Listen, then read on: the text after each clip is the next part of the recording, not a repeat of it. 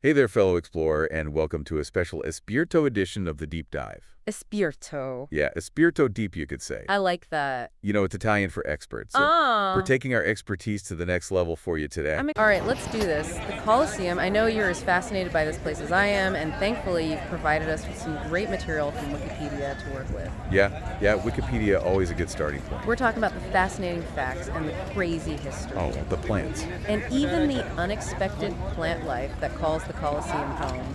This deep dive should be open. It's going to be a wild ride. So, first things first, why do we even call it the Colosseum? Well, you'd say it was because, it's huge, colossal. Yeah, right. But it's actually named after a statue, the Colossus of Nero. Oh, okay. It was this bronze statue, like a behemoth, modeled after the Colossus of Rhodes, Wow, okay. depicting, get this, Nero himself as a sun god. Oh, wow. Can you imagine the ego on this guy? Nero, the fiddle while Rome burns emperor, had a giant statue of himself. Exactly. What a power move. And even after the statue was moved by Emperor Hadrian, the name Colosseum just stuck to the amphitheater. So the name's legacy lived on, huh? It goes to show how symbols of power can really, leave a lasting impact, even when their original context changes. Yeah, I mean, we're still talking about it today. Exactly. So let's talk about the Colosseum itself, this monument to power and entertainment. Oh, yeah. Can you paint us a picture of what it was like to actually be a spectator back in the day?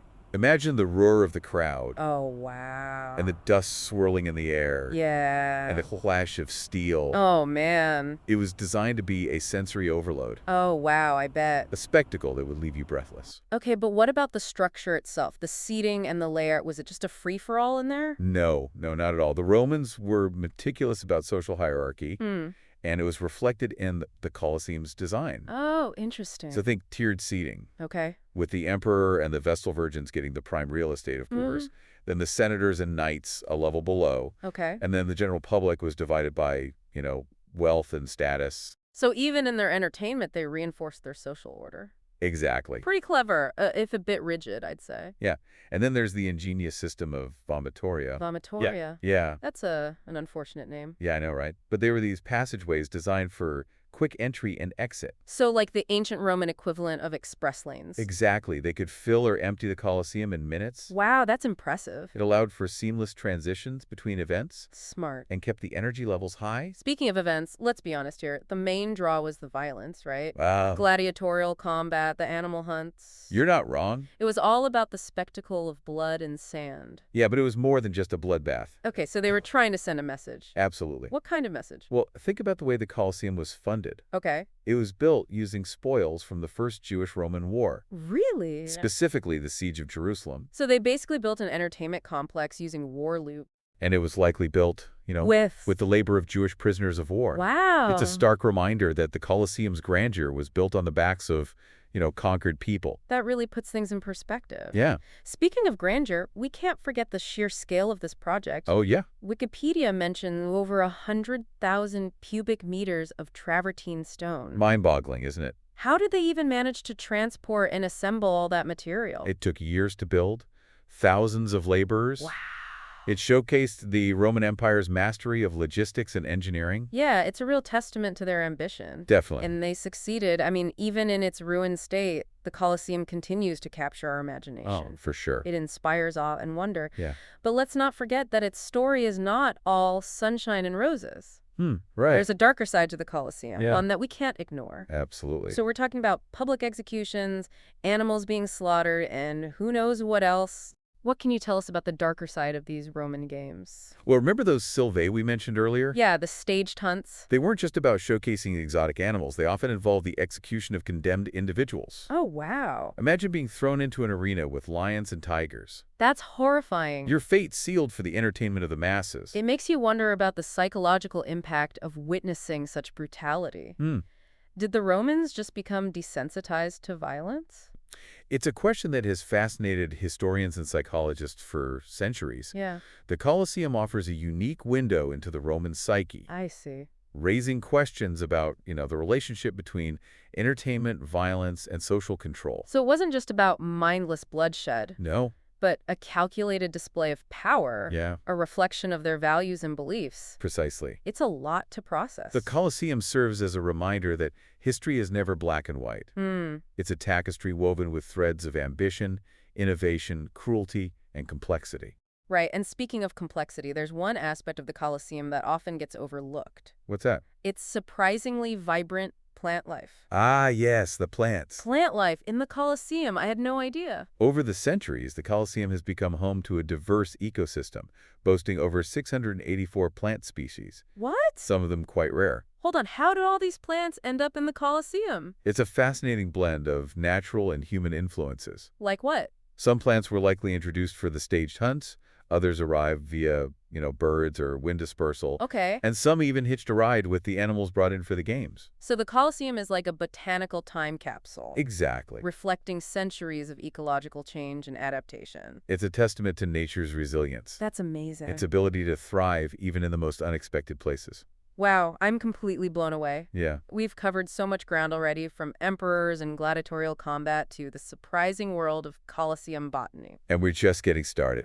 And we've only just scratched the surface. I can't wait to dive deeper into the Colosseum's afterlife Oh, yeah. and its lasting impact on our world. It's going to be good. It's kind of amazing to think about What's that?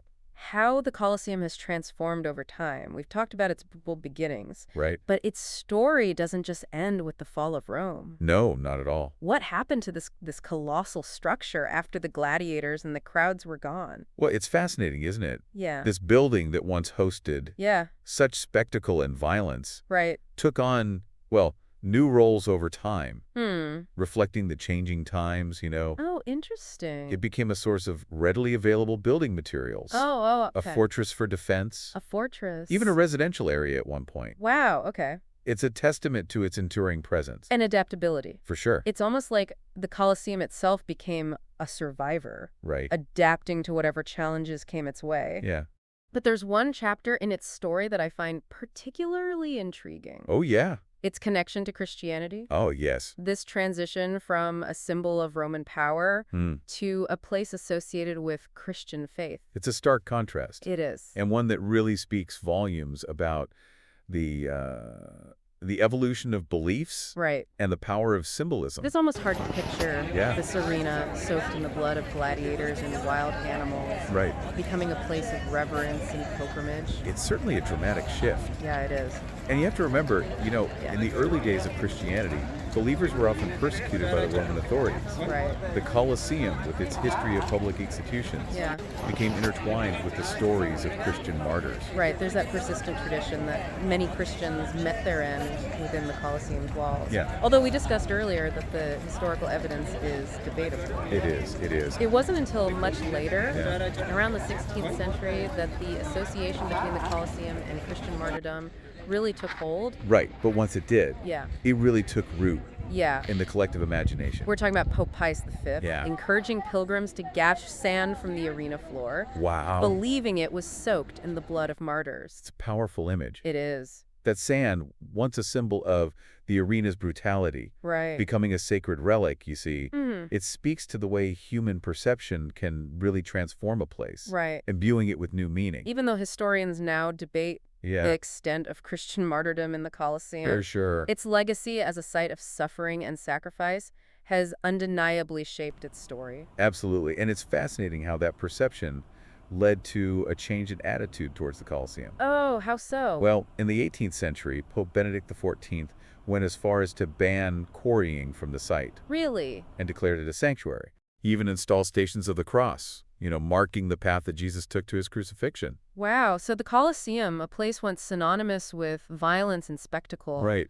transformed into a site of reflection and prayer. What a journey for a building, huh? Yeah, it really is. It highlights the fluidity of symbolism, Yeah. and the power of human belief. To reshape our understanding of the past. Exactly. And that sentiment continues to this day. Oh, yeah. Every Good Friday, Uh-huh. the Pope leads a Via Crucis procession to the Colosseum, Right. commemorating Christ's journey to the cross. It's a poignant reminder of the enduring power of this monument. Yeah. Despite its ruined state, it continues to speak to us across centuries. It's incredible to think about all the layers of meaning embedded in that space. It really is. From the grandeur of imperial Rome to the quiet contemplation of Christian pilgrims. It's amazing. The Colosseum has witnessed a remarkable evolution of human experience. And let's not forget the botanical wonders. The plants, I'm still amazed by that. Over 684 plant species. Wow. some of them rare and exotic, thriving in the heart of Rome. Makes you wonder what other secrets are hidden within the Colosseum's nooks and crannies. It's a testament to nature's ability to reclaim and adapt, Yeah. even in the most unexpected places. And if we think about how those plants got there, Yeah, it paints a fascinating picture of the Colosseum's history. it does. Some were likely brought in for those elaborate staged hunts, Right, the Sylvia. unintentionally introducing seeds from different parts of the Roman Empire. Seeds hitting a ride on animal furs or in their droppings, Oh. taking root in the heart of Rome. So it's this accidental fusion of human history and natural diversity, Exactly. creating this unique ecosystem. Within the Colosseum's walls. It's like the Colosseum itself is a living testament to the interconnectedness of our world, It is. showcasing both the impact of human actions Uh-huh. and the enduring force of nature. And speaking of impact, Yeah.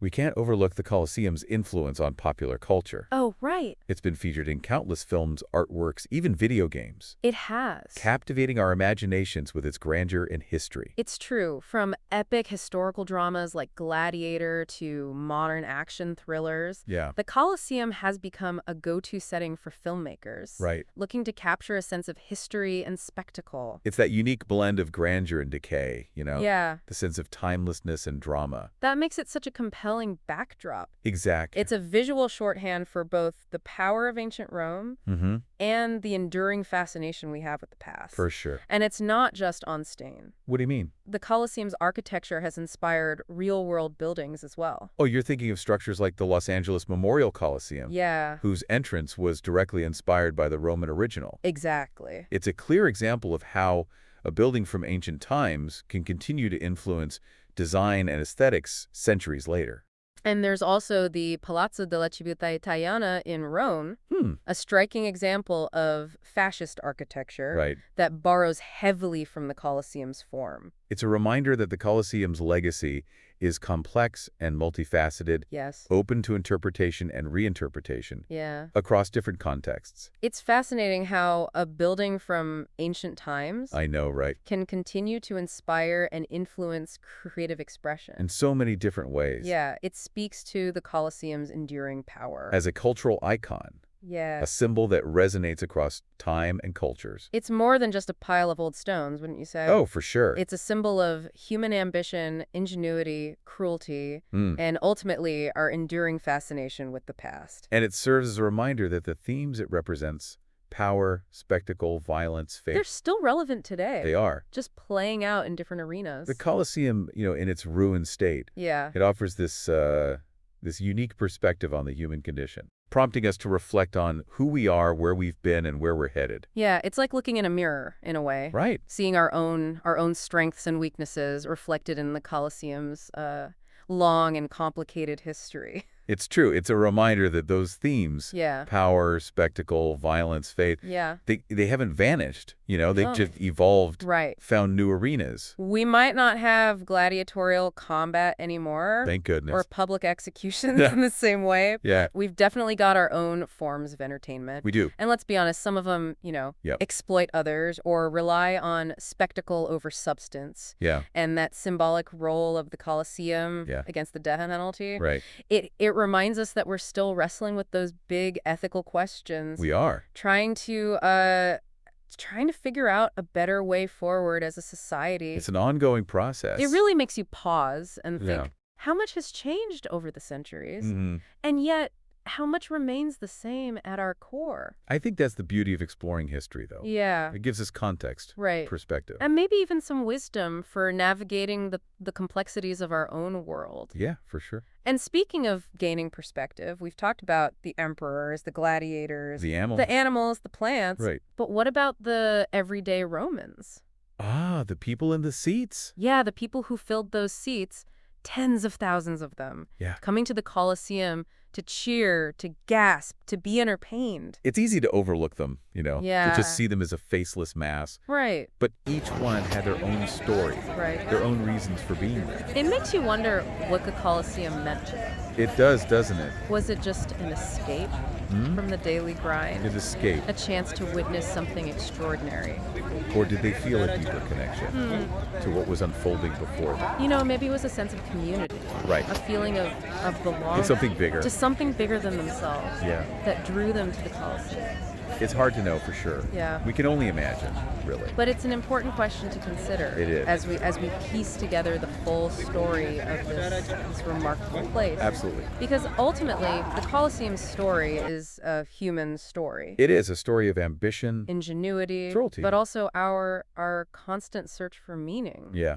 And connection. And it's a story that continues to unfold today. Right. As we grapple with its legacy. Yeah. And strive to learn from the past. So thank you for joining us on this incredible journey through time. It's been a pleasure. We've only just begun to uncover the secrets of the Colosseum. Oh, there's so much more to explore. And I hope this deep dive has inspired you to explore further. Keep questioning. To keep questioning. And seeking out those hidden layers of history. Until next time. Keep diving deep. Keep diving deep.